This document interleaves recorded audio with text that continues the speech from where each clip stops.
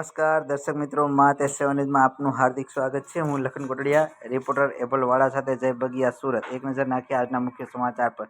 મોટા વરાછા દુખિયાના દરબાર ring road Gopin ગામમાં શ્રી રાધાકૃષ્ણ ગૌ સેવા ચેરિટેબલ ટ્રસ્ટ દ્વારા ન્યૂ આઉટર રિંગ રોડ પર રમણીય રામધૂનનું આયોજન કરવામાં આવ્યું। આપણી સંસ્કૃતિને જાળવી રાખવા શુભ ઉદ્દેશ સાથે આપણે બધાએ ભાગ લેવો જોઈએ અને આ પવિત્ર રામધૂનને સફળ બનાવવી જોઈએ। પૈસાની ફિઝૂલ ઉડાણ કરતાં આજ રોજ રાતે ભગવાનના નામે જપ કરી અને નવ વર્ષ શુભ વિચારોથી પ્રારંભ કરીએ। આપ સૌને વિનંતી છે કે પરિવાર અને મિત્રજનો સાથે પધારી અને આ આધ્યાત્મિક અને સેવાભાવી કાર્યમાં સહભાગી બનો। રિપોર્ટર એબલવાડા, જય બગિયા, સુરતમાં।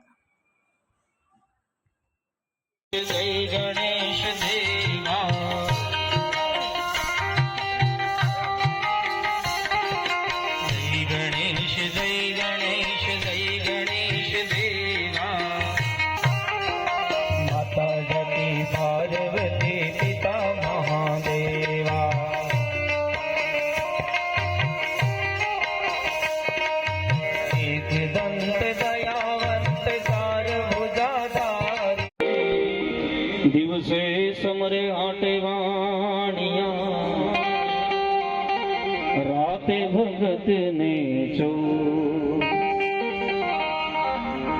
વંદન વંદન હે ગણેશા, વંદન વંદન હે ગણેશા। માતા જતી પાર્વતી પિતા મહાદેવા,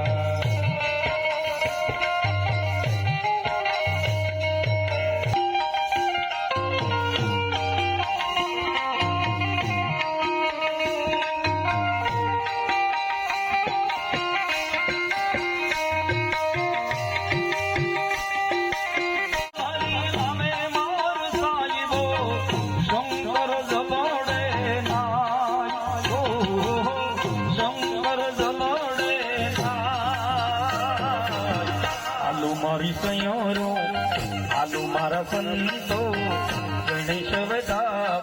જી સર, આપનું નામ? સંધ્યા જોશી। આજે આજનો કાર્યક્રમ કરવામાં આવી રહ્યો છે તેમના વિશે તમે શું કહેશો? જનરલી એવરીવન બધા છે તો એ બધા વેસ્ટર્ન કલ્ચરમાં લોકો જતા હોય છે અને ડીજે પાર્ટી આ તે બધું કરતા હોય છે, પણ આ ભાઈની બેઠક, બંસરી કોર્નર અને પટેલની ડેલી આ લોકો દ્વારા જે આયોજિત છે કે જેમાં રામધૂનનું આયોજન કરવામાં આવ્યું છે, એટલે એક સારો વે છે કે જેનાથી લોકો વધારે અટેચ થઈ શકે છે ધાર્મિક વાતમાં। એનાથી લઈને આ લોકોએ આવું બધું રામધૂનનું આયોજન કર્યું છે ને અમે લોકો એક સાથે બધા અહીંયા આવ્યા છે। જે તમે આ કાર્યક્રમ કરી રહ્યા છો તે કઈ કારણોસર કરી રહ્યા છો અને જે આમાં ફંડ આવશે તે કઈ રીતે વાપરવામાં આવશે? આ જે રાધાકૃષ્ણ ચેરિટેબલ ટ્રસ્ટ છે એમાં જેટલું ફંડ આવે એ બધું ગૌ સેવામાં દાન કરવામાં આવે છે, એટલા માટે અહીંયા જેટલું પણ ફંડ આવશે એ બધું ગાયો છે એ ગાયોની સેવામાં વાપરવાનું છે। અને તમે કેટલા સમયથી કાર્યક્રમ કરી રહ્યા છો? That's I don't know. આ પહેલું વર્ષ છે તમારું કે? ઓકે, એટલે આ લોકોનું, ઓકે હા, આ લોકોનું ફર્સ્ટ યર છે। ફર્સ્ટ વર્ષ છે। જી સર, આપનું નામ? શ્રીદેવેન ધારપરા। આજે તમે જે અહીંયા રામધૂન તૈયારી કરી રહ્યા છો તેમના વિશે તમે શું કહેશો? એક જ વસ્તુ છે કે 31 ડિસેમ્બરના દિવસે લોકોની એવી તૈયારી હોય છે કે ભાઈ ડાન્સ કરશું, ક્લબમાં જશું, પાર્ટી કરશું અને ઇંગ્લિશ કલ્ચરમાં જીવવાવાળી વાત છે, પણ આની જગ્યાએ અમે 31 ડિસેમ્બર એટલે 31ની વાત જે છે એમાં અમે રામધૂનનું આયોજન કર્યું છે, જેમાં બે ફાયદા છે। એક તો આપણી સંસ્કૃતિ જળવાઈ રહે છે અને બીજી વસ્તુ કે જે રામધૂનનું આયોજન કરવામાં આવ્યું છે એ રામધૂનની જે આખું ગ્રુપ છે એ રામકૃષ્ણ ચેરિટેબલ ટ્રસ્ટ જે ગૌશાળા માટે ગાયો માટે સેવા કરે છે, તો એમાં જે પણ ફંડ ભેગું થશે કે જે પણ કાંઈ પૈસા આવશે એ બધું ગાય માતા માટે વપરાશે। અને આમાં તમે કેટલા લોકો જોડાઈ ગયેલા છો? આમાં અમારું ઘણું એવું મોટું ગ્રુપ છે અને એવું નથી કે સ્પેશિયલ અમારું ગ્રુપ છે એવું, પણ જે લોકો આમાં હેલ્પરૂપ થઈ શકે એ બધા આમાં જોડાઈ શકે એમ છે।